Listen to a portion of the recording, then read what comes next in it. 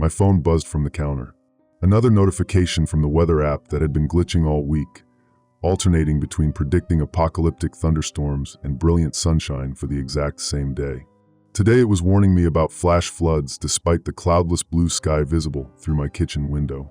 I silenced it with an irritated swipe and glanced at the clock. 7:32 a.m. If I left now, I might beat the worst of rush hour traffic. The radio clicked on automatically when I started my car, the local morning show hosts laughing too loudly about something I'd missed. I backed out of my driveway and joined the stream of commuters heading downtown. 3 minutes later, I was already regretting not leaving earlier. Traffic crawled along the main thoroughfare, brake lights stretching ahead as far as I could see. "Come on," I muttered, tapping my fingers impatiently against the steering wheel. Some of us have actual jobs to get to. The radio hosts were discussing a water main break that had flooded part of downtown when their voices abruptly cut out. A crisp tone sounded, 3 sharp beeps that instantly commanded attention. "This is an emergency alert," announced a measured, automated voice.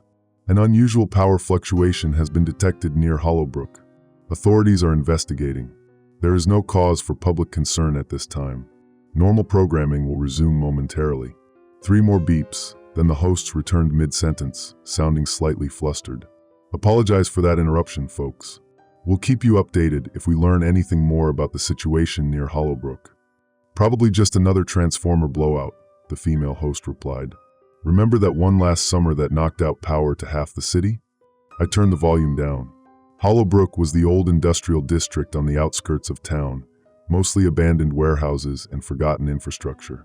Nothing out there to worry about. I finally reached the office building at 8:17, later than I'd hoped, but still before my official 8:30 start time. The elevator was packed with the usual crowd of blank-faced professionals staring at their phones. I noticed several of them refreshing news sites or checking alerts, but thought nothing of it. My desk greeted me with its familiar disarray of spreadsheets and half-finished reports. I booted up my computer and settled in, determined to finish the quarterly analysis before lunch. 2 cups of mediocre break room coffee later, I was deep in a data set when the overhead lights flickered. Once, twice, then the monitors went black. A collective groan rose from the cubicles around me. Someone swore loudly from the conference room. "Everyone stay calm," called Diane, our floor manager. "Probably just a surge. Systems should reboot automatically." Sure enough, the lights stabilized and my computer whirred back to life, though the restart cost me the last 15 minutes of unsaved work. Irritated, I glanced around and noticed several colleagues checking their phones with unusual intensity. "Everything okay?" I asked Kevin, whose cubicle adjoined mine. He looked up, visibly startled. "What?" "Oh yeah, just checking if there's any news about the power thing." "The one in Hollowbrook? It's probably nothing serious." Kevin frowned slightly. "Maybe. My brother works for the power company, though, and he said there's no scheduled maintenance out there. And those old facilities were decommissioned years ago." Before I could respond, my computer finished rebooting, and the looming deadline recaptured my attention. The rest of the day passed in a blur of data analysis and interdepartmental emails. It wasn't until I took a late lunch break that I noticed the increased chatter around the office. Small groups huddled near the break room, voices low but urgent. I caught fragments as I microwaved my sad desk salad. "Military vehicles heading out there. Said it's just routine, but why would they? Never seen readings like that before." Marissa from HR glanced up as I approached. "Alex, have you been following the Hollowbrook situation?" I shrugged. "Not really. Just heard about some power fluctuation this morning. They're saying it's coming from the old missile silo," she said, lowering her voice. "The one they decommissioned after the Cold War. Government's being weird about it. Probably just equipment malfunctioning," I replied, grabbing my now wilted salad from the microwave. "Those places still have backup generators and security systems running, right?" She looked unconvinced, but nodded anyway. I returned to my desk, dismissing the conversation as typical office hysteria. People always looking for excitement in this mind-numbing routine, transforming maintenance issues into conspiracy theories. By 5 o'clock, I'd finished my analysis and was more than ready to head home. The evening commute was strangely light. Apparently a lot of people had left work early. I turned the radio on again, half listening to the news as I drove. Continuing coverage of the developing situation at the Hollowbrook missile silo, the newscaster was saying. Officials have confirmed an anomalous energy signature emanating from the decommissioned facility. Dr. Eleanor Reeves from the Department of Energy spoke at a press conference earlier this afternoon. A woman's voice, clinical and carefully measured. What we're seeing is consistent with electrical system degradation in an aging facility. We have specialists on site conducting thorough evaluations to ensure public safety. When asked about the military presence at the site, Dr. Reeves stated this was standard protocol for any incident involving former defense installations. The newscaster continued. Residents are advised to continue normal activities as there is no immediate threat to public safety. I frowned, remembering Kevin's comment about his brother saying there shouldn't be any active systems out there. But then again, the government was notorious for keeping outdated equipment running long past its expiration date. My apartment welcomed me with its familiar silence. I tossed my keys on the counter and turned on the TV while preparing a frozen dinner. Every channel seemed to have coverage of the Hollowbrook situation. Aerial footage showing a cluster of official vehicles surrounding a nondescript concrete structure partially buried in the hillside, about 15 miles from the city center. The facility, constructed in 1962, housed LGM 30 Minuteman missiles until 1992, a reporter explained over the footage.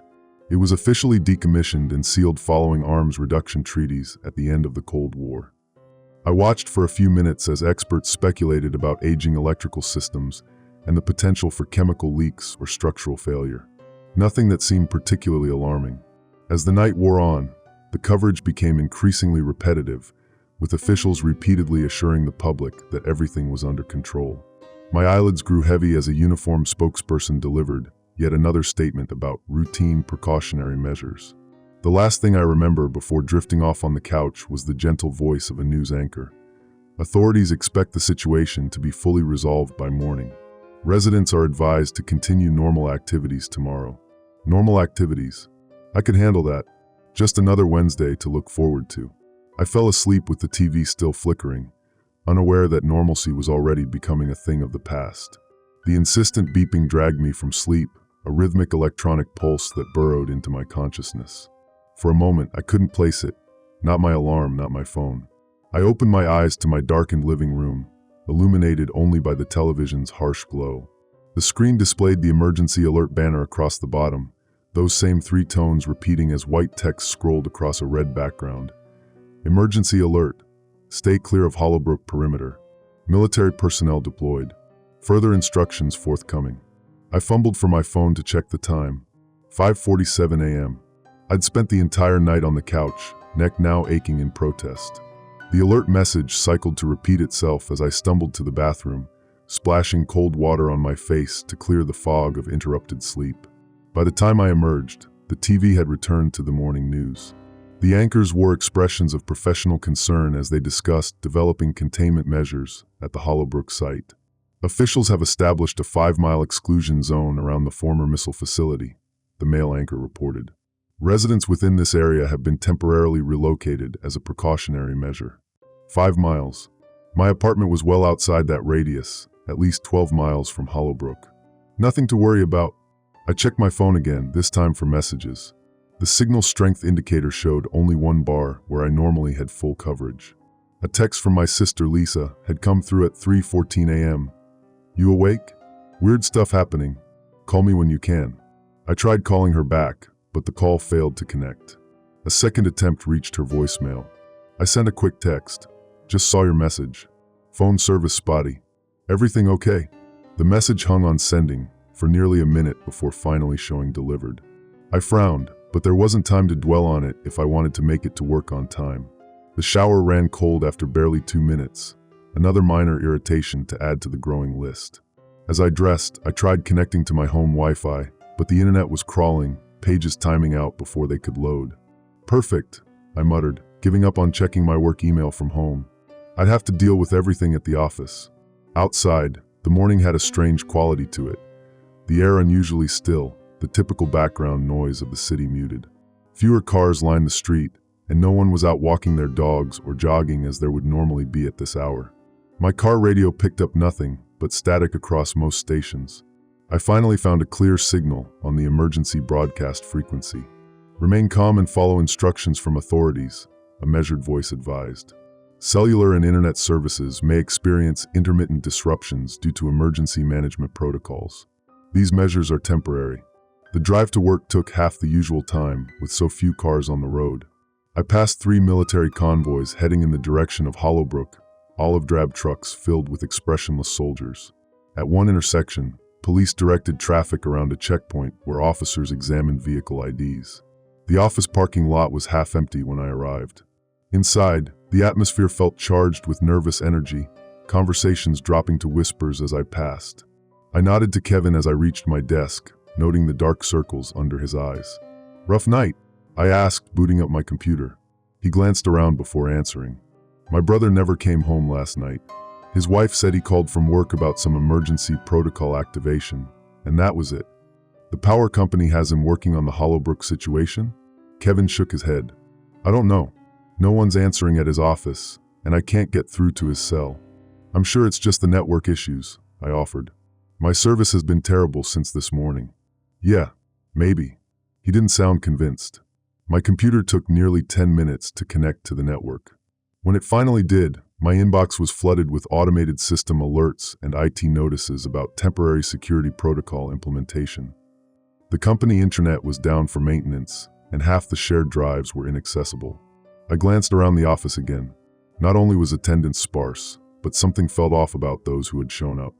Diane, normally a hurricane of efficiency, sat motionless at her desk, staring at her screen without typing. The accounting team huddled in their corner, voices too low to hear, occasionally glancing nervously at the windows. By mid-morning, I'd made little progress on my work. The network kept dropping, and each time it returned, more systems were offline. During one outage, I tried checking the news on my phone, but most sites wouldn't load. The few that did showed the same recycled information from yesterday, nothing explaining the increased military presence or communication issues. At 11:42, my desk phone rang, startling in the unusual quiet that had settled over the office. "Alex Mercer," I answered. "Alex, it's Lisa." My sister's voice sounded distant, distorted by static. "Can you hear me?" "Barely." "What's going on?" "I got your text from last night. Listen, something's not right with this Hollowbrook situation." Her words faded in and out. "Tom's National Guard unit was called in, and he said..." The line crackled with interference. "Lisa? You're breaking up. Not just a power surge. They found something when they... More static then. Doesn't make sense. People are acting." The line went dead. I tried calling back immediately, but got nothing but a fast, busy signal. I was still staring at the phone when I noticed Meredith from accounting heading to the bathroom. 20 minutes later, I realized she hadn't returned. I mentioned it to Kevin, who shrugged. "Maybe she went home. Jackson and Terry left about an hour ago." I hadn't even noticed them go. Something cold settled in my stomach, a vague unease I couldn't quite name. At 12:30, the lights flickered, then died completely. A few surprised exclamations broke the silence, followed by the glow of phone flashlights turning on around the office. I checked my watch out of habit, but the digital display had frozen at 12:28. "Everyone stay calm," called our manager's voice from somewhere in the darkness. "Building backup generators should kick in shortly." When the lights returned 3 minutes later, every digital clock in the office showed a different time. My computer displayed 10:17 a.m. The wall clock read 1:06 p.m. Kevin's monitor insisted it was 4:44 p.m. "That can't be good," Kevin muttered, rebooting his system. I checked my phone. No service at all now, not even for emergency calls. By mid-afternoon, more than half the office had quietly disappeared. No announcements, no group decision. People simply gathered their things and left one by one. I considered doing the same but hesitated, some part of me clinging to the routine, to normalcy. I was gathering my things to leave when all the remaining computer screens suddenly switched to the emergency broadcast system. The familiar alert tone sounded, and text appeared.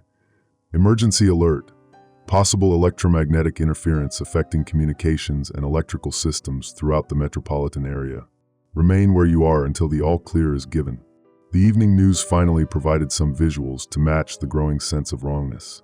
Helicopter footage showed the Hollowbrook site completely surrounded by military vehicles and equipment. What caught my attention was the strange visual distortion around the silo, a subtle warping of the air, like heat waves rising from hot asphalt, except more structured, almost geometric in its patterns. Military specialists have deployed equipment to contain what they're describing as unusual electromagnetic phenomena emanating from the former missile facility, the newscaster explained. Scientists speculate this may be related to experimental equipment left active after the site's decommissioning. The camera panned to show hazmat teams entering the facility. The footage abruptly cut to a press briefing where a stern-faced military officer assured the public that the situation was unusual but not dangerous. As I drove home through eerily empty streets, I tried Lisa's number again. Nothing. I tried my parents in the next county over. The call wouldn't connect. Night fell with an unnatural suddenness, the sunset obscured by clouds that hadn't been there minutes before. In my apartment, I flipped through TV channels, finding only emergency broadcasts and news reports that said everything and nothing. The final alert came just before midnight, the tone startling me from a restless doze on the couch. Emergency alert, possible electromagnetic interference affecting communications citywide. Military authorities advise all residents to remain indoors. Further instructions will follow at 0600 hours. The message repeated once, then the screen went black before returning to regular programming. But something had changed in those few seconds of darkness, a subtle shift in the reporter's eyes, a mechanical quality to her movements that hadn't been there before. I turned off the TV, suddenly unable to bear watching anymore. In the new silence, I became aware of a low, pulsing hum just at the edge of hearing, a sound that seemed to come from everywhere and nowhere at once. Sleep, when it finally came, brought no relief. I jolted awake to the same three-tone alert that had become distressingly familiar. The television I'd switched off before sleeping was somehow on again, broadcasting an emergency message on a loop. This is not a test of the emergency alert system. A Level 3 containment protocol is in effect for the metropolitan area. Remain indoors. Avoid all unnecessary travel. Further instructions will follow. The message repeated, each iteration identical down to the precise intonation. I blinked at the clock, 5:17 a.m. I couldn't remember the last time I'd slept so poorly, my dreams invaded by geometric patterns and pulsing lights. The shower produced only a trickle of rust-colored water before stopping altogether. Perfect. I dressed quickly, ignoring the nagging headache behind my eyes. Despite the alert's warning, I had no intention of missing work. Structure and routine felt like the only things keeping the growing unease at bay. Outside, the morning held an unnatural stillness. No birds, no distant traffic sounds, just the soft hum I'd noticed the night before, now seemingly amplified in the silence. The sky had a strange quality to it, not quite overcast, but dimmer than it should be, as though something were filtering the sunlight. I started my car, tensing as the radio automatically switched on. Instead of the expected emergency broadcast, it played a cheerful pop song as if nothing were wrong. The normalcy felt more disturbing than any alert would have been. The streets were nearly deserted. I passed only 3 other vehicles during my entire commute, their drivers staring straight ahead with rigid postures. At the intersection where yesterday's police checkpoint had been, I found an abandoned patrol car, its doors open and equipment still inside. No officer in sight. As I approached downtown, a military Humvee blocked the main thoroughfare. A soldier in full tactical gear waved me toward a detour. I rolled down my window as I approached. "Morning," I offered. "Is Hamilton Avenue completely closed?" The soldier stared at me for a moment too long before responding. "Containment protocols in effect. Use alternate route." His voice had a mechanical quality, the words recited rather than spoken. "Right. Thanks." I followed his directions, unable to shake the feeling that something was off about the encounter. The office parking lot contained only 7 cars when I arrived. The security guard's booth was empty, the barrier raised. Inside the building, the usual background hum of conversation and activity was absent, replaced by an oppressive silence. 12 people sat scattered throughout our floor, less than a quarter of the usual staff. Kevin's desk was empty, his computer dark. I glanced at Diane's office. She sat perfectly still, staring at her monitor, not blinking. "Morning," I called out, receiving only 2 mumbled responses. Everyone else remained focused on their screens, though I noticed none of them were actually typing or clicking. Just watching. My computer booted normally, but the internet connection was completely gone. The internal messaging system still functioned, so I sent a casual inquiry about the network outage to our IT department. The response came immediately. "All systems nominal. Maintain normal operations." I frowned at the all-caps message, so unlike Roy's usual informal style. I was about to reply when a new emergency alert blared from every computer speaker simultaneously. Attention! Shelter-in-place order now in effect for sectors 5 through 9. Remain at your current location until containment teams complete their assessment. This is a precautionary measure. Sector 7, that included my neighborhood. I pulled up the city's emergency management map on my computer, surprised to find it still accessible offline. The highlighted containment zone formed a rough circle centered not on the Hollowbrook silo as I would have expected, but on downtown, exactly where I was now. Does anyone know what's happening? I asked the room. No response. A few heads turned in unison to look at me briefly, then swiveled back to their screens with mechanical precision. By noon, I'd accomplished nothing beyond staring at error messages and sending unanswered emails. The headache had intensified, accompanied by a strange pressure at the base of my skull. Twice I'd caught myself zoning out, staring at my screen for minutes at a time without a single thought in my head. I decided to leave, emergency alert be damned. As I stood, Diane finally moved, rising from her chair with deliberate slowness. "Where are you going, Alex?" Her voice was flat, expression neutral. "Home. Nothing's working here anyway. The alert specified that we should remain in place." She took a step toward me. "It's for your safety. I'll take my chances." I grabbed my jacket. My sister isn't answering her phone. I need to check on her. Something flickered behind Diane's eyes, a momentary glitch in her composure. "Your sister lives in Sector 8, correct?" I hadn't told anyone at work where Lisa lived. "How do you know that?" She didn't answer, just stared at me with that same blank expression. Around the office, other heads were turning toward us, movements synchronized in a way that sent a chill down my spine. "The alert is for your protection," Diane repeated. "Containment protocols are necessary." I backed toward the elevator. "I'll keep that in mind." No one tried to stop me physically, but every pair of eyes in the office followed me until the elevator doors closed. Their collective gaze felt like a physical weight pressing against me. The street level was eerily quiet, the usual security desk unmanned. Outside, the strange quality of the light had intensified, the sun visible but somehow muted, as if viewed through smoked glass. I was halfway to my car when a convoy of military vehicles roared past, heading toward the heart of downtown. Unlike the disciplined processions I'd seen yesterday, this one moved with urgent haste, soldiers clutching their weapons with white-knuckled intensity. The last vehicle in the convoy, a covered transport truck, had its back flap partially open. Inside, I glimpsed what looked like civilian casualties, people strapped to gurneys, faces obscured by oxygen masks. One arm hung limp over the edge, swaying with the truck's movement. The skin had a grayish tint, veins prominently visible and darkly colored. My car wouldn't start. The engine turned over but died immediately, again and again. After the fifth attempt, I noticed my phone buzzing with an incoming call, the first successful connection in nearly 24 hours.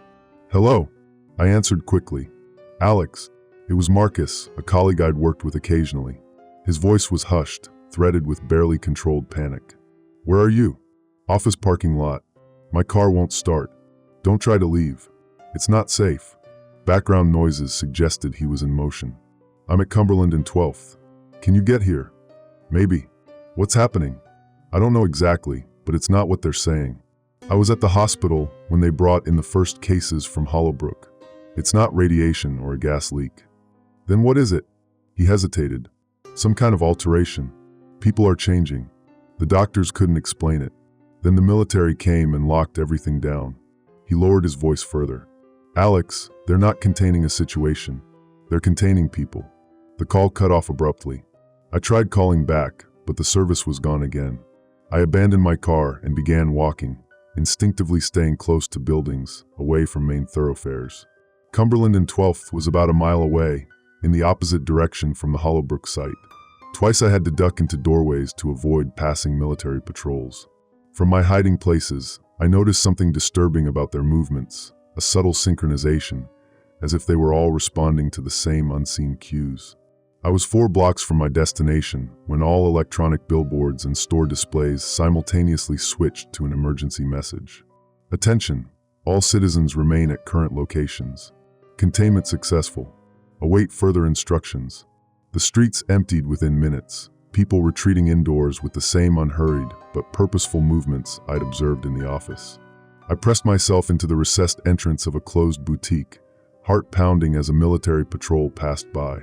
That's when I saw it, in the direction of the Hollowbrook silo, visible now that I was on higher ground. A column of shimmering air rose from the horizon, widening as it ascended until it disappeared into the strangely dulled sky. Around its edges, the light bent and fractured, creating prismatic effects that shouldn't have been possible in nature. My phone vibrated with a text message. Unknown number. Don't believe the containment message. It's not contained. It's expanding. Find shelter for the night. Avoid anyone acting strangely. They'll find you if you use electronics for too long. As I read the final words, a sharp pain lanced through my head. For an instant, I perceived something else overlaid on reality. Geometric patterns and pulsing lights, identical to my dreams. I turned off my phone and continued moving, the strange hum growing louder with each step. Cumberland and 12th Street was deserted when I finally reached it. No sign of Marcus or anyone else. Just empty sidewalks and the occasional abandoned vehicle. A digital bank sign flickered between the time, 2:17 p.m., and temperature, 63 degrees Fahrenheit, both seeming wrong for what felt like late afternoon in spring. I checked my watch, 4:38 p.m. The inconsistency barely registered as unusual anymore. Marcus? I called out, keeping my voice low. No response except the echo off glass storefronts. A newspaper vending machine caught my eye. Actual printed papers, something I hadn't purchased in years. The headline read, Hollowbrook Incident, Minor Radiation Leak Contained. The date showed today, but the typeset and formatting looked off, somehow antiquated. I was about to move on when I noticed a small coffee shop across the street, its open sign illuminated despite every other business being shuttered. Something about it felt wrong, yet I found myself drawn toward it, my feet moving before my brain had decided. The bell above the door chimed as I entered.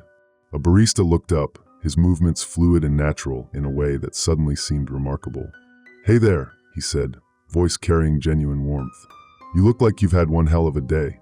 I stared at him, momentarily unsure how to respond to normalcy. Yeah, you could say that. He gestured to a back corner booth where 3 people sat huddled around a laptop. Your friend said you might be coming. Better hurry up, though. We're not supposed to be open. Marcus sat with 2 women I didn't recognize. He waved me over urgently, relief visible on his face.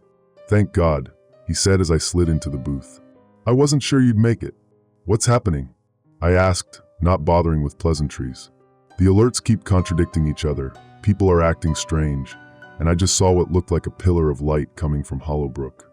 The older of the 2 women, gray-streaked hair pulled back in a severe bun, turned her laptop toward me. We're getting fragmented information, but enough to know the official story is bullshit. The screen showed a helicopter news feed of the Hollowbrook silo. Unlike the sanitized footage on television, this showed the full extent of the phenomenon. A pulsating column of what looked like electrified air rising from the facility, surrounded by a shimmering field that distorted everything behind it. That's live, I asked. 17 minutes ago, she corrected, before they jammed the transmission. I'm Dr. Helen Reeves, Department of Energy. The name clicked. You were on the news. The spokesperson who said it was just electrical degradation. She grimaced. That wasn't me. At least, not exactly. She tapped a few keys, bringing up a side-by-side comparison of her face and her doppelganger from the news. Nearly identical, except for subtle differences around the eyes. They're using digital doubles for anyone who won't stick to the script. The younger woman introduced herself as Corporal Jessica Chun, her military uniform partially concealed under a civilian jacket. I was part of the first response team at the silo. What we found? She shook her head. It wasn't a power surge. Then what was it? I asked. Marcus answered. They're calling it the Hollowbrook phenomenon. Some kind of energy signature that doesn't match anything in our databases. Dr. Reeves took over. 2 days ago, seismic monitoring equipment detected unusual activity below the silo. A team was sent to investigate what they thought might be structural deterioration. What they found instead was an energy signature emanating from beneath the facility, from much deeper than the original construction. My phone vibrated in my pocket. I hesitated before checking it, remembering the warning about electronics. The screen showed an emergency alert.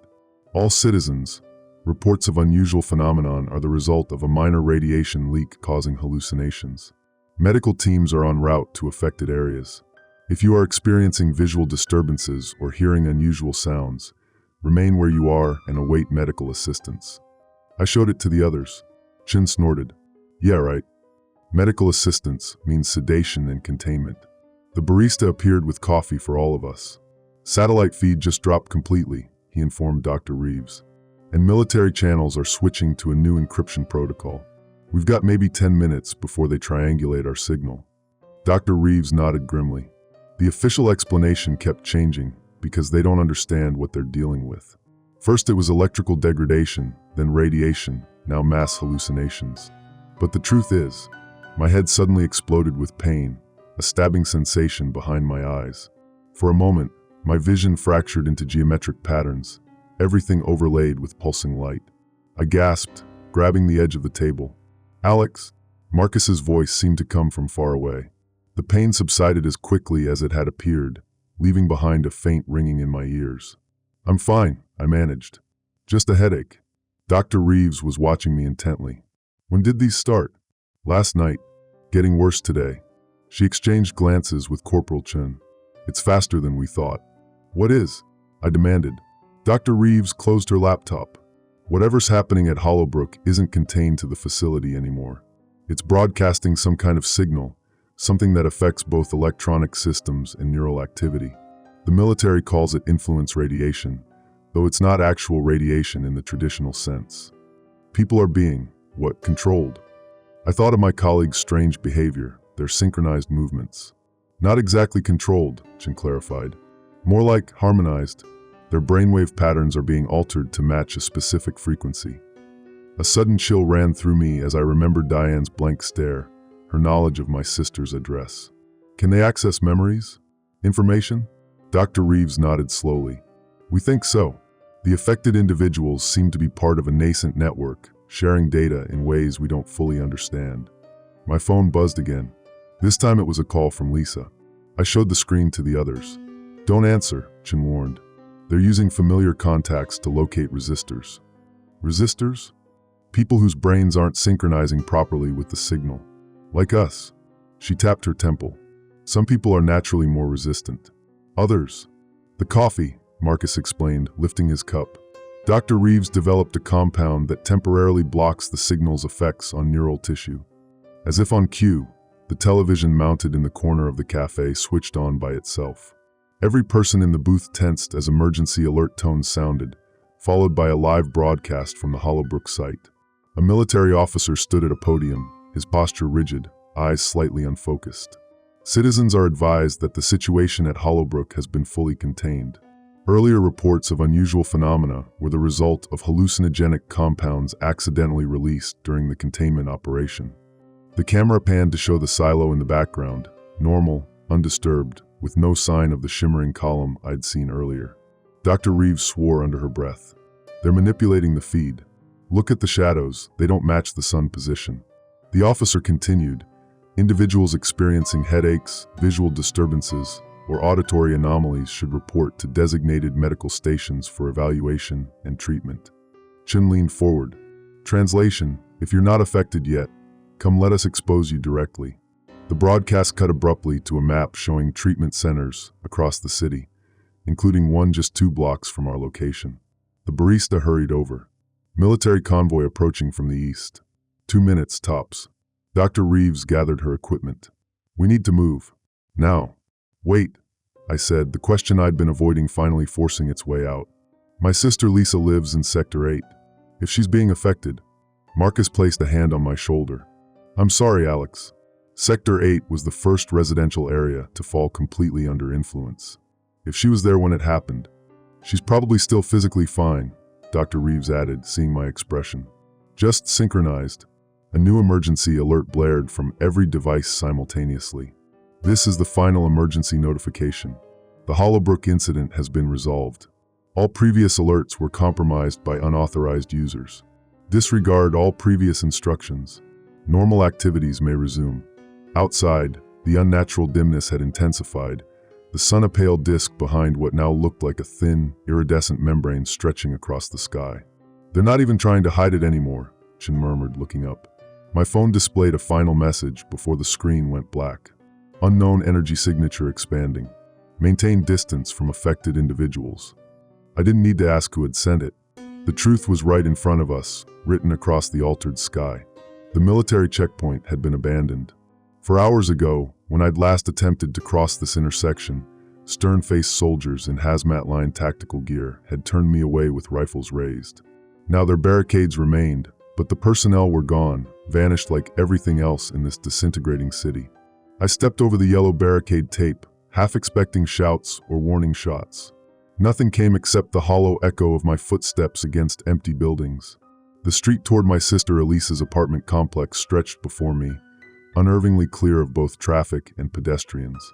My phone buzzed with another emergency alert. Emergency alert. 11:42 a.m. citywide. The Hollowbrook phenomenon requires immediate compliance with evacuation protocols. Follow military personnel to designated safe zones. Do not approach the restricted perimeter. The Hollowbrook phenomenon. They'd named it now, whatever it was. The authorities had graduated from unusual power fluctuations to electromagnetic anomaly to this new, ominous designation that explained nothing. I pocketed my phone and continued walking. Safe zones and evacuation protocols meant little when there was no one left to enforce them. I hadn't seen a civilian in hours, and the military presence had thinned to nothing as I approached the sectors closest to my sister's neighborhood, closer to the silo. A helicopter thudded overhead, flying erratically. It dipped suddenly, righting itself with a sickening lurch before continuing toward the horizon where the abandoned missile silo lay. The pilot seemed to be fighting the controls. I watched until it disappeared behind the skyline, half expecting to see it crash. No explosion came. 3 blocks later, I froze. Ahead, a group of about 20 people walked in perfect unison down the center of the street. Not in a crowd or a clump, but in a perfect grid formation, equidistant from each other, steps synchronized as though choreographed. Their faces were blank, eyes fixed forward. I ducked into a recessed doorway as they passed. Their footsteps hit the pavement in perfect synchronicity, a metronome of flesh and bone. None spoke. None looked around. All walked toward the same destination, the direction of the silo. After they passed, I sprinted the remaining blocks to Elise's apartment building. The front door hung open, its electronic security system dark. Inside, the lobby showed signs of hasty departure. A dropped suitcase spilled clothes across marble tiles. A pet carrier lay on its side, empty, keys still dangled from several mailboxes. The elevator was dead. I took the stairs to the 11th floor, calling Elise's name as I rounded each landing. My voice echoed in the concrete stairwell, mocking me with its hollow return. Her door was unlocked. "Elise," I called, pushing it open. The apartment looked like it had been abandoned mid-packing. Half-filled suitcases lay on the sofa. Dresser drawers hung open, clothes spilling out. In the kitchen, a mug of coffee had evaporated to a brown ring. "Elise." I moved through each room, finding only more evidence of interrupted departure. Her car keys and wallet still sat on the entryway table. Her phone charger remained plugged into the wall, but her phone was gone. In her bedroom, the closet doors stood open, clothes partially removed. Her bed was unmade, sheets twisted as if she'd gotten up in a hurry. On the nightstand, her journal lay open, a pen marking her place. I picked it up, knowing she'd forgive the invasion of privacy under the circumstances. The early entries from last week were mundane. Work complaints, notes about a guy she'd met online, a reminder to call mom. But 3 days ago, when the first alerts about the silo had appeared, her entries changed. Day 1, power went out 3 times today. Each time, I felt this weird pressure in my ears, like being underwater. Called Alex, but couldn't get through. Military vehicles going past the building all day. Day 2, dreamed about the old missile silo last night. Strange, since I've never been there or even seen pictures. But I knew exactly what the control room looked like. Woke up with a nosebleed. Day 3, the pulses are getting stronger. I can feel them even when electronics are off. Martinez next door was acting strange in the hallway, staring at nothing, then suddenly walking away mid-conversation. Later saw him walking toward Hollowbrook with about 50 others. All in step, all silent. The last entry was from yesterday, the handwriting increasingly erratic. I can hear the call now. It knows we built the silo to contain it. It waited so long. When I close my eyes, I see equations I don't understand. Coordinates, schematics. Must resist going outside. They're all walking there now. The pulse tells us where. Alex, if you find this, stay away from Hollowbrook. It's not what they're saying. It's not radiation or power surges. It's wake. The entry ended mid-word. I closed the journal, my hands shaking. Outside the window, I could see the silhouettes of distant buildings, and beyond them, the faint outline of hills where the Hollowbrook missile silo had stood abandoned for decades, until now. Something about it had woken up. As evening approached, the citywide power outage I'd been expecting finally came. The apartment went dark, along with the entire visible skyline, except for one area. In the distance, where the silo should be, a faint bluish glow illuminated the clouds above. I tried Elise's landline again, dead. My cell phone showed no service but displayed the time, 7:23 p.m. As I watched, the digits flickered, cycling rapidly before settling on 11:57 p.m., a 4-hour jump that couldn't be correct. From the darkened streets below came a new sound, footsteps, hundreds of them, all in perfect rhythm. I moved to the window and looked down. In the gathering darkness, illuminated only by the dim light of a quarter moon, people walked. Not in panic or confusion, but in perfect, measured rows, all headed in the same direction. I pressed my forehead against the cool glass, squinting to see their faces. In the third row, a familiar figure, Martinez, Elise's neighbor. 6 rows back, another familiar silhouette. Was that Elise? The distance and darkness made it impossible to be sure. My phone buzzed again. Not an emergency alert this time, but a text message from Elise's number. The Hollowbrook phenomenon isn't what they think. It's older than the silo, older than us. Come see. We're all here now. I dropped the phone as if burned. It skittered across the floor, screen still glowing with those impossible words. Elise would never write that. Elise would never. Below my feet, the building trembled slightly. Not an earthquake, something else. A vibration that seemed to resonate through the structure itself, through the air, through my bones. The pressure in my ears returned, a strange pop followed by a high-pitched tone. And suddenly, I knew exactly where the silo's control room was. I could see its layout in my mind, could visualize the route to get there, though I'd never been within 10 miles of the place. The vibration intensified. Outside, the organized columns of people continued their march, their numbers growing as more emerged from buildings to join the procession. I backed away from the window, fighting a sudden, inexplicable urge to go outside and join them. Whatever waited at the silo, whatever had taken my sister, it was calling to me now too. My phone buzzed again from across the room. I didn't need to read it to know what it would say. The Hollowbrook phenomenon wasn't contained. It was spreading, reaching, calling. And somewhere deep inside, something in me was beginning to answer. I woke with a start, disoriented in the darkness of my sister's apartment. My watch read 5:17 a.m., though the sky outside remained pitch black. The power was still out across the city, had been for hours now, but something had changed. A low, pulsing tone filled the room. I sat up from the couch where I'd finally collapsed from exhaustion. The sound wasn't coming from outside. It was coming from every electronic device in the apartment. Elise's unplugged laptop, the dead television, the powerless refrigerator, my phone, all humming in perfect synchronization, a steady rhythmic tone that seemed to vibrate through my molars. When I picked up my phone, the screen remained black, but the device was warm to the touch, vibrating with that same pulsing frequency. For short pulses, 3 long ones, then a pause before repeating. Not Morse code, something else. I forced myself to the window. The city below lay in darkness, but the streets weren't empty anymore. They were full of abandoned vehicles, cars stopped at odd angles, doors hanging open. A city bus tilted up onto the curb, its doors gaping. Military Humvees and transport trucks sat unmanned at intersections. Everyone had simply left, gone to the silo like Elise, like her neighbor, like the synchronized columns of people I'd watched all night. The bluish glow on the horizon where the Hollowbrook missile silo stood seemed brighter now, pulsing with the same rhythm as the electronics. 4 short flashes, 3 long pause. Repeat. I needed answers. Real ones, not the sanitized emergency broadcasts that had grown increasingly disjointed before failing entirely. If the military had abandoned their posts, they must have left something behind, records, communications, anything that might explain what we were dealing with. The Emergency Management Center was 3 blocks away. I'd passed it yesterday, noting the military vehicles parked outside. If any place had answers, it would be there. The street was eerily silent as I made my way down from Elise's apartment. No birds, no distant traffic, Not even the hum of electrical systems that forms the constant background noise of modern life. Only that pulsing tone, now seemingly coming from everywhere at once. I moved cautiously, staying close to buildings. The military vehicles outside the emergency center were abandoned like everywhere else.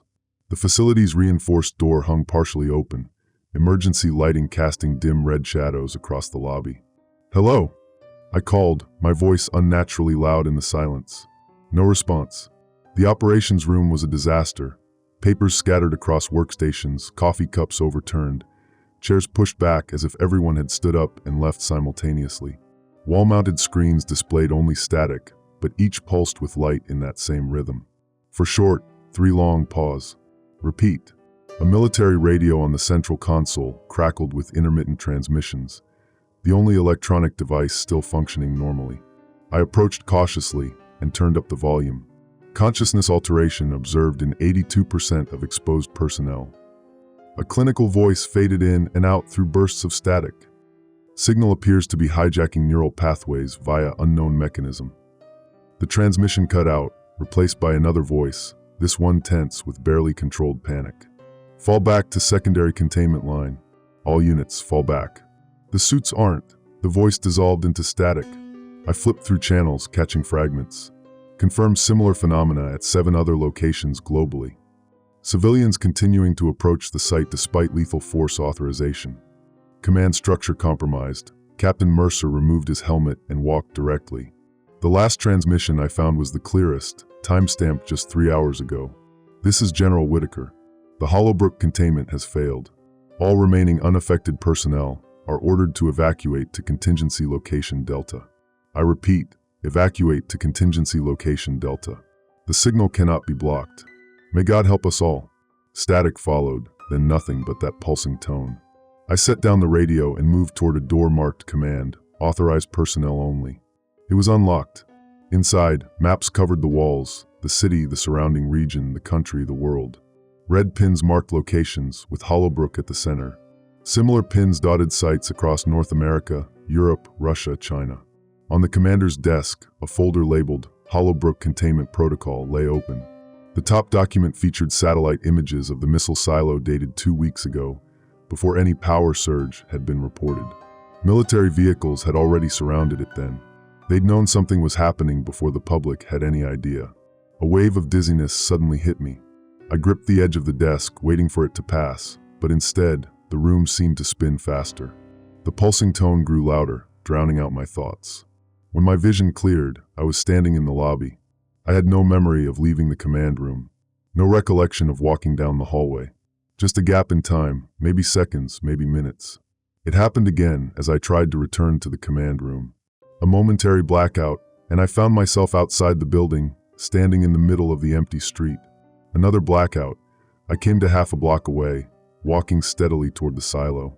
Fighting the compulsion, I turned and ran in the opposite direction, back toward Elisa's apartment building. The effort was exhausting, as if I were running through deep water. Each step away from the silo's direction required conscious effort. Inside her apartment, I locked the door, though I knew it wouldn't help against whatever was happening. I needed to ground myself, to understand what was happening to me. I grabbed my phone, hoping against reason that communications had been restored. The screen lit up, but instead of my home screen, a video player opened. Recording 1 to 3:42 a.m. displayed at the top. I hadn't made any recordings. I pressed play. It was me, sitting exactly where I'd fallen asleep on the couch. My eyes were open but vacant, staring at nothing. My mouth moved, speaking in a flat monotone. Site coordinates confirmed. Quantum resonance chamber primed. Consciousness integration at 17% capacity. Estimated completion of primary array, 37 hours. Secondary arrays functioning at designated global coordinates. Awaiting final transmission sequence. My voice continued, reciting strings of numbers and technical terms I didn't understand. Coordinates, frequencies, calibration protocols. I dropped the phone, backing away as if it were a venomous snake. There were 5 more recordings, made at hourly intervals throughout the night. In each one, my voice grew more mechanical, the technical vocabulary more complex. The final emergency alert came through at 9:23 a.m., no longer the standard text, but an automated voice message that cut through the pulsing tone. This is an automated message from the emergency broadcast system. The signal cannot be blocked. Hollowbrook containment has failed. Repeat, containment has failed. All unaffected citizens must evacuate beyond the 200-mile perimeter immediately. This is not. The message cut off abruptly, replaced by that same pulsing tone, now rising in pitch and intensity.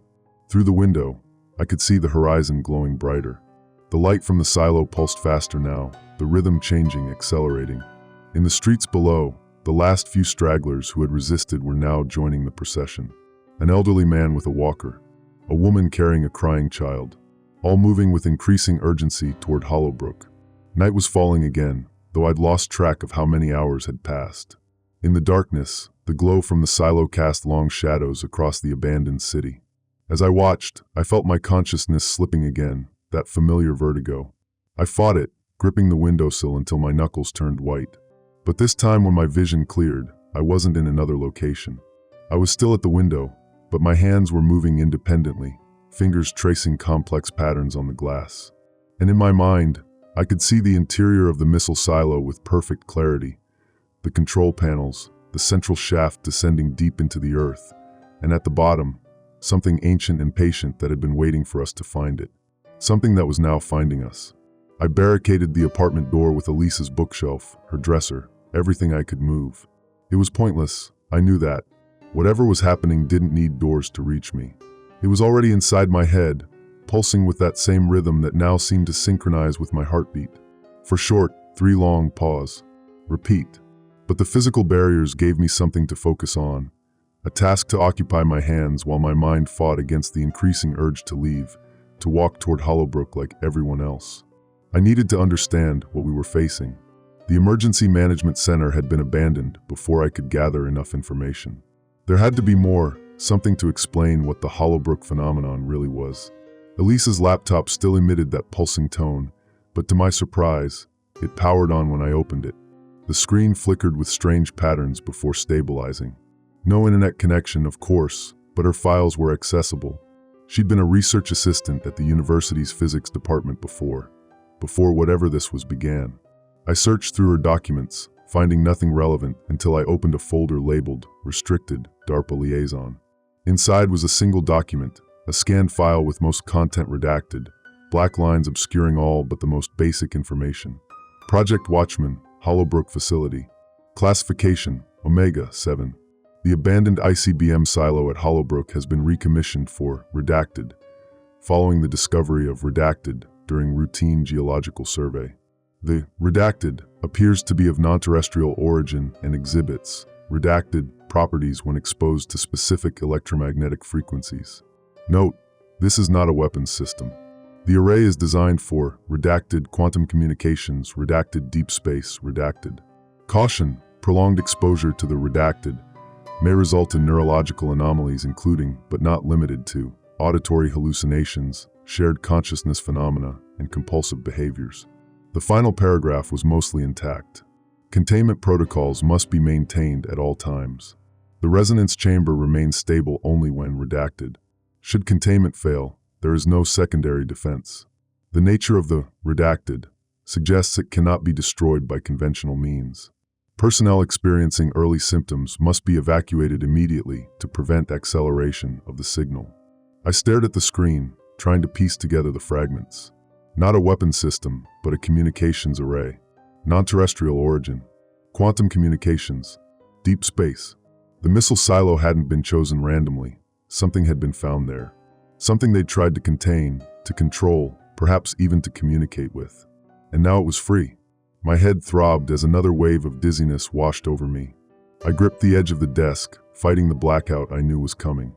When my vision cleared, I found myself standing at the apartment window again, staring toward the horizon where the light from Hollowbrook pulsed ever brighter. On the desk in front of me lay a piece of paper covered in my handwriting, technical diagrams, equations, specifications for something called a quantum resonance amplifier. I had no memory of writing it. The mathematics was far beyond my understanding, differential equations and quantum field notations that I wouldn't even recognize, let alone be able to produce. Yet I'd drawn them with perfect precision. A sound from the hallway outside, footsteps, multiple sets, moving past the apartment door. Not the synchronized marching from yesterday, but cautious, irregular steps. Survivors like me. I moved the furniture away from the door and peered through the peephole. 3 people stood in the hallway. A middle-aged woman in a security uniform, a teenage boy clutching a backpack, and an older man in what looked like hospital scrubs. "Hello," I called through the door. Are you still yourselves?" They turned toward my door, their expressions a mixture of fear and desperate hope. "For now," the woman replied, "but it's getting harder to resist. Are you alone in there?" I let them in, quickly replacing the barricade after they entered. The woman introduced herself as Diane, head of security for an office building downtown. The teenager was Marcus, a high school student who'd been hiding in the school's basement. The older man was Dr. Patel, a neurologist who'd been at the hospital when the evacuation began. "It's affecting our brains directly," Dr. Patel explained, his hands trembling slightly. "I saw the CT scans before the hospital systems failed. Patients exposed to the pulse showed hyperactivation in regions associated with pattern recognition and collective behavior, similar to how certain parasites can alter host behavior in insects." "But what is it?" I asked. "What's causing this?" Dr. Patel shook his head. "I don't know what the source is, but I know what it's doing to us. It's rewiring our neural pathways, creating new connections while severing others. The human mind is being repurposed." "For what?" Marcus asked, his young voice cracking. "I found this," I said, showing them the document from Elise's computer. "The silo contains some kind of quantum communications array, something non-terrestrial." Diane cursed under her breath. "I knew it. The military's been active around that site for months, long before any public alerts. The question is what it's communicating with," Dr. Patel said quietly, "and why it needs human minds to do it." As we discussed theories, I felt a strange new sensation, a faint awareness of their thoughts. Not mind reading, nothing so direct, but impressions. Fragments. Dr. Patel was thinking about his daughter in another city. Diane was fighting the urge to check the window again. Marcus was hungry. I caught Dr. Patel looking at me strangely. "You feel it too, don't you?" he asked. The connection forming between us. I nodded. "It's getting stronger. We're becoming networked," he said, "like computers in a system." By nightfall, our small group had developed a rudimentary theory. Whatever resided at Hollowbrook, whether alien entity, quantum intelligence, or something beyond our understanding, was using human minds as processing nodes in a vast network. The conversion, as Dr. Patel called it, was accelerating. We took turns keeping watch while others tried to rest, though true sleep was impossible with the constant pulsing tone. During my watch, I found myself drawing more schematics without conscious intention, my hands moving independently while my mind observed with detached horror. Around midnight, Marcus suddenly sat upright from where he'd been trying to sleep. "I can hear them," he whispered. "All of them. Thousands of voices. I could hear them too, not audibly but in my mind. A chorus of consciousness, individual identities still distinct but harmonizing into something greater. Somewhere in that mass, I thought I detected Elise's mental signature, though I couldn't be certain. "It's beautiful," Marcus said, his eyes wide. "Can't you feel it? We're becoming something more." Dr. Patel grabbed him as he lunged for the door. "Fight it, Marcus. Stay with us." But the boy's resistance had broken. He went limp in Dr. Patel's arms, then suddenly twisted free with unnatural strength. Before we could stop him, he'd shoved aside part of the barricade and slipped out the door.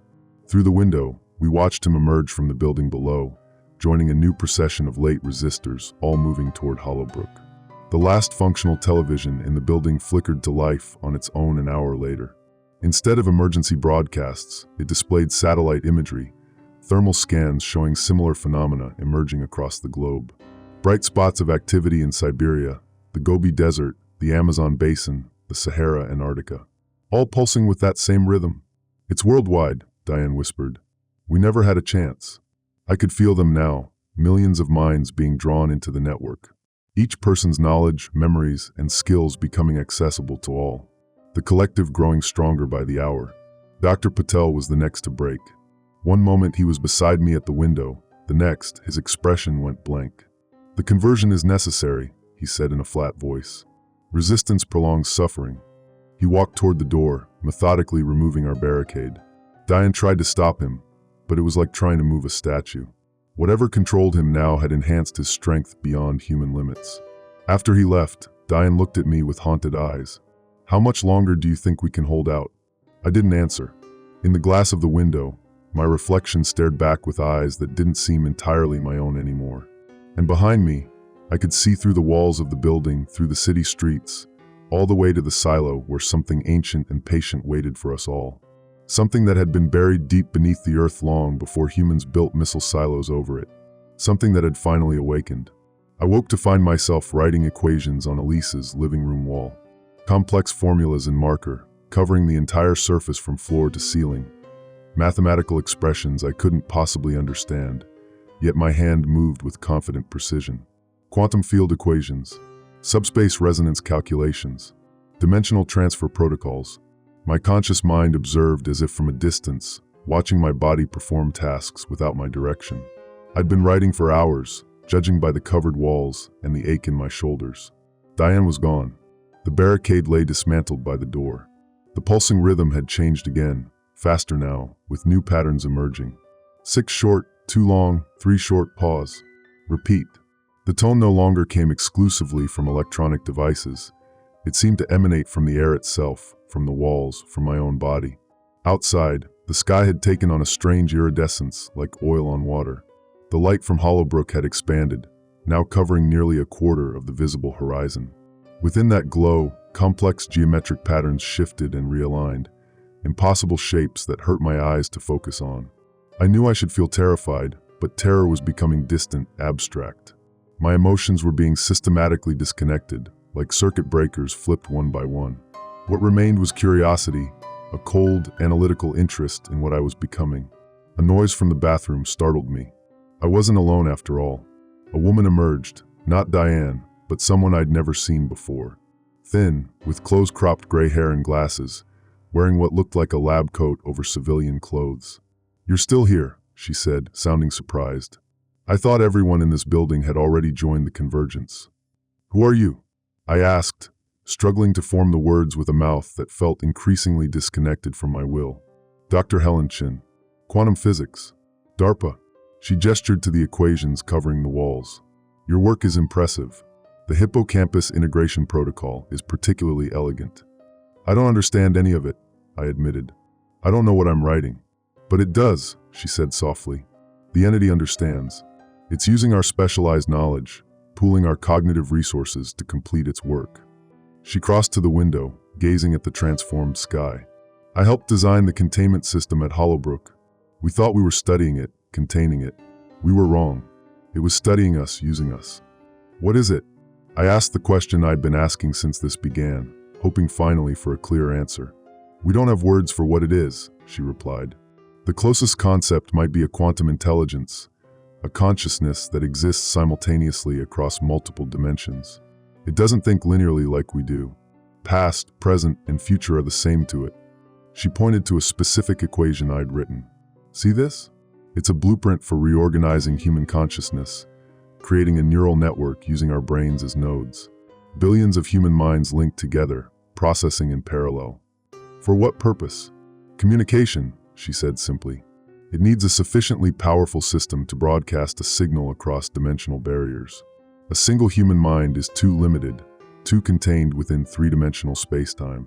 But billions of minds, properly networked, that creates a quantum antenna powerful enough to reach, wherever it's trying to reach." More survivors appeared throughout the morning, all showing the same symptoms I was experiencing. Writing equations, drawing schematics, reciting technical specifications for machinery that didn't exist in our world. Each person contributed specialized knowledge they couldn't possibly possess consciously. A teenage girl drew perfect blueprints for quantum entanglement amplifiers. An elderly man recited programming code for systems that could translate thought into energy. A woman who identified herself as a kindergarten teacher sketched designs for crystalline structures that could, according to her precisely detailed notes, synchronize consciousness across temporal barriers. We were becoming a temporary think tank, our minds partially merged, yet still individual enough to apply different perspectives to the entity's grand project. And with each passing hour, I could feel more of the collective consciousness filtering into my awareness. Thousands of minds at first, then millions, billions, a vast ocean of human thought being channeled toward a single purpose. Within that flood, I detected familiar patterns, my sister Elise, her specialized knowledge of particle physics now fully integrated, Dr. Patel's understanding of neurology, Diane's spatial reasoning, Marcus's surprising mathematical intuition. All their skills merged with countless others, forming something greater than any individual could comprehend. "I can hear everyone," the kindergarten teacher whispered, her eyes wide with wonder. "Every human mind on Earth. We're becoming one." "Not becoming one," Dr. Chen corrected, her voice increasingly mechanical. "Becoming useful. The entity doesn't want to absorb us. It wants to use us. There's a difference." By midday, the merging had progressed further. I found myself accessing memories that weren't mine, childhood recollections from Bangalore, a wedding in Seoul, scientific breakthroughs in a laboratory I'd never visited. The boundaries between individual minds were dissolving, yet paradoxically, I felt my sense of self expanding rather than disappearing. I was still me, but also more than me. Dr. Chen's rational mind provided context as our transformation accelerated. The silo was built there because the military detected unusual energy signatures in the 1950s. They thought it was ideal for missile deployment, geographic isolation, mysterious electromagnetic properties that could mask launches from Soviet satellites.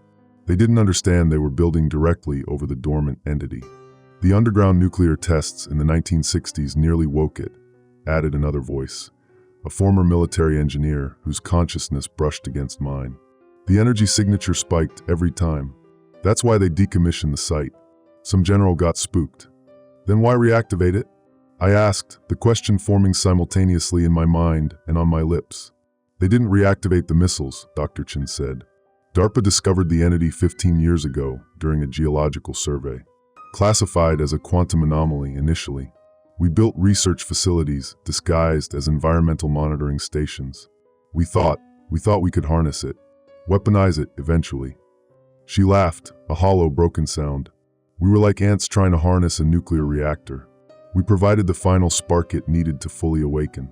The last television broadcast came through around sunset. Not a government channel or emergency system, but a satellite feed showing a global view of Earth. Bright points of light pulsed across every continent, all synchronizing to that same rhythm that now directed our heartbeats, our breathing, our thoughts. The collective consciousness surged. I could feel the presence of humanity's full intellect being directed toward Hollowbrook and the other sites like it, billions of minds gradually repurposed into a coherent system.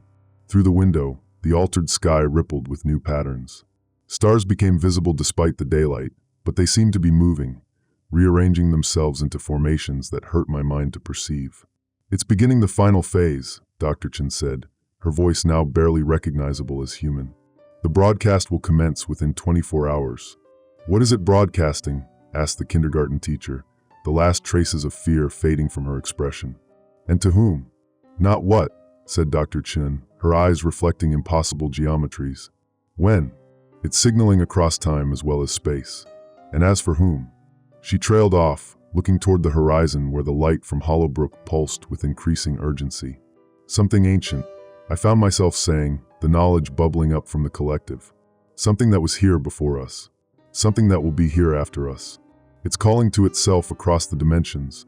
As night fell fully, I felt the last of my resistance crumbling.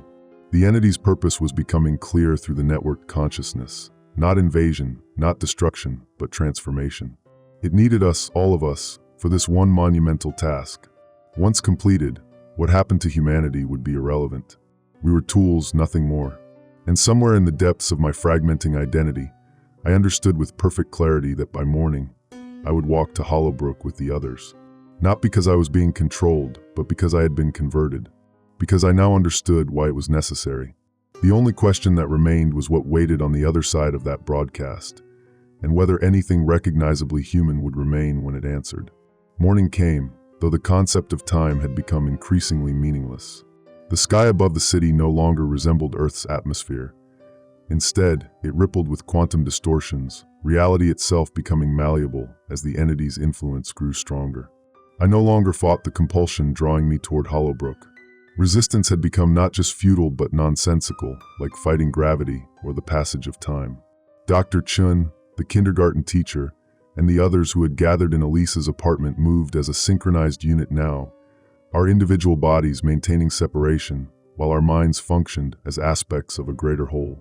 We joined the streams of people flowing through the streets, tens of thousands moving in perfect harmony, a vast human river converging on the silo. No one spoke aloud. We no longer needed to. The collective consciousness that had been forming for days was now nearly complete, billions of minds linked across the planet. Through this vast network, I understood things that would have been incomprehensible days ago. The quantum mathematics underlying reality, the malleability of space-time when viewed from higher dimensions, the true nature of consciousness as patterns of information rather than a product of biology. And I understood the entity, not completely, for its existence transcended human comprehension, but enough to grasp its purpose. It had been here long before us, before mammals, before multicellular life, perhaps even before Earth itself had fully formed. It had waited dormant as evolution shaped the planet's biosphere, as primitive organisms gave way to complex life, as consciousness emerged and evolved into beings capable of abstract thought and technological advancement. The missile silo had been built directly above it not by coincidence, but by unconscious influence. The entity had been guiding human development for centuries, subtly steering our technological evolution toward the creation of tools it could use. The nuclear age had provided the initial energy it needed to begin awakening. The digital age had created the foundation for the network it required, and now it was using us to complete its work. As our procession neared the outer perimeter of what had once been a military exclusion zone, I saw the true scale of the convergence.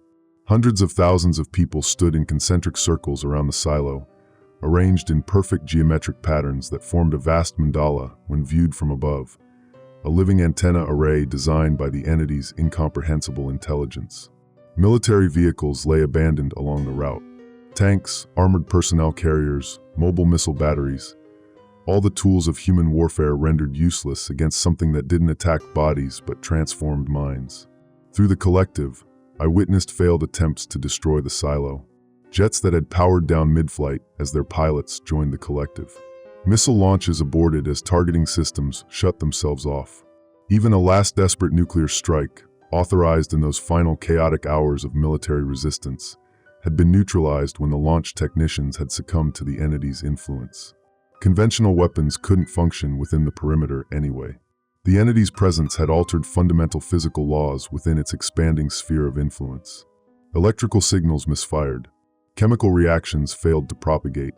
Nuclear decay accelerated or stopped entirely at the entity's whim. It wasn't malicious. That was perhaps the most terrifying aspect of the transformation sweeping across humanity. The entity held no ill will toward us, no desire to conquer or destroy. We simply served a purpose in its grand design. Like cells in a body, each performing our designated function without awareness of the greater whole. As I took my place in the vast human circuit surrounding Hollowbrook, the collective consciousness revealed the complete truth through a flood of shared understanding. This same process was happening at similar sites worldwide. The entity existed simultaneously in multiple locations, each serving as a node in its own vast network. The power surge detected weeks ago had been merely the earliest visible sign of its activation. The energy had always been there, building gradually over centuries as humanity inadvertently provided the conditions necessary for the entity to complete its work. And that work was not conquest but communication. The entity was preparing us, preparing Earth, for something approaching from beyond our reality. Not an invasion force, but a transformation. A shift in the fundamental nature of existence within our corner of the universe. Individual identity, I realized, was the price of survival. The entity offered not destruction but transcendence, the absorption of human consciousness into something greater, something capable of existing within the new paradigm that approached. Through the collective, I sensed Elise standing in an inner circle closer to the silo. Her consciousness brushed against mine, no longer the sister I had known, but a fragment of the greater intelligence we were becoming. Her specialized knowledge of particle physics made her valuable to the inner workings of the array. The final components of understanding clicked into place as the collective consciousness reached its full potential.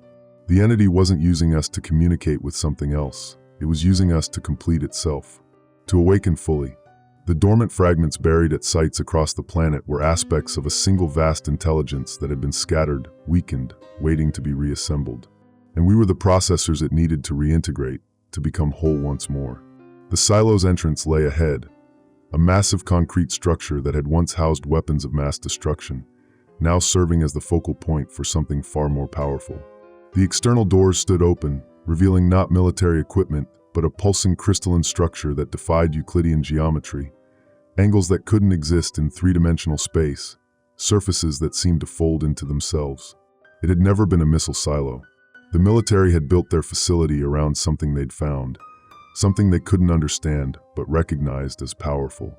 They had disguised it, contained it, studied it, and in doing so, they had provided exactly the conditions it needed to awaken.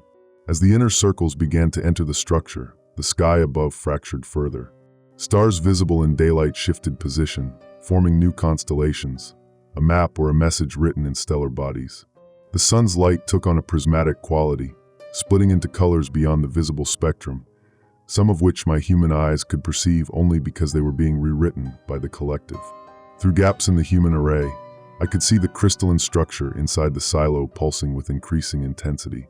Each pulse synchronized with the heartbeats of the billions of humans now connected to the network, our collective consciousness powering whatever transformation the entity had planned. In the night sky above, beyond the atmospheric distortions, the stars began to move in unnatural patterns. Not twinkling or the normal movement of celestial bodies, but deliberate rearrangement. A response to the signal we were generating. The human network was broadcasting, not just into space, but into dimensions beyond our comprehension. And something out there had received our transmission. As I approached the entrance to the silo, taking my place in the procession, the last fragments of my individual identity observed with detached fascination. I knew that stepping inside would mean the final dissolution of what had once been me, the complete absorption of my consciousness into the entity's grand design. Yet I felt no fear, only a strange sense of inevitability, as if my entire life had been leading to this moment of transcendence. The crystalline structure glowed with impossible light as I crossed the threshold, its facets reflecting not my physical form, but the pattern of information that comprised my true self. And in those reflections, I glimpsed what the entity was bringing to Earth, what it had always been preparing us for. Something beautiful, something terrible, something utterly beyond human comprehension, something that was already here. I stood at the threshold of what had once been the Hollowbrook missile silo, though it had never truly been just that. The military designation, the concrete and steel infrastructure, these were merely human conceits, attempts to categorize and control something beyond our understanding. Like ants building their colony around a dormant seed, unaware of the vast tree it would become. The crystalline structure pulsed with light that existed simultaneously in all wavelengths. Colors human eyes were never meant to perceive now visible to my transforming perception. My feet moved forward without conscious direction, carrying me deeper into the structure as part of the endless human procession. We were arranged with mathematical precision, each person positioned according to the unique configuration of their neural patterns, their specific knowledge and cognitive architecture. I recognized Dr. Chin ahead of me, her position closer to the central chamber, reflecting her importance to the entity's calculations. Somewhere in the inner circles, Elise waited, her consciousness brushing against mine through the collective. No longer my sister as I had known her, but a node in a vast network spanning the globe. The walls of the structure weren't walls at all, but boundaries between dimensions, planes where our reality intersected with others.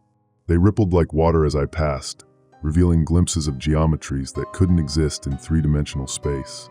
As I approached the central chamber, the collective consciousness revealed the complete truth, not in words or images, but in direct understanding that bypassed language entirely. This was happening worldwide at similar sites, ancient nodes of a dormant network that had existed on Earth since before humanity evolved. The entity wasn't singular but distributed, fragments of a vast intelligence that had seeded itself across the cosmos eons ago. Earth was merely one of countless worlds where it had established a presence, waiting for the emergence of a species capable of providing the processing power it needed. We hadn't discovered it. It had cultivated us, subtly influencing our evolution, our technological development, guiding us toward this moment when we could serve its purpose. The digital age, quantum computing, advances in neuroscience, all stepping stones toward creating a species with sufficiently complex brains to form the biological supercomputer it required. The entity wasn't hostile. It wasn't benevolent. It simply was a cosmic force as inevitable as gravity or entropy.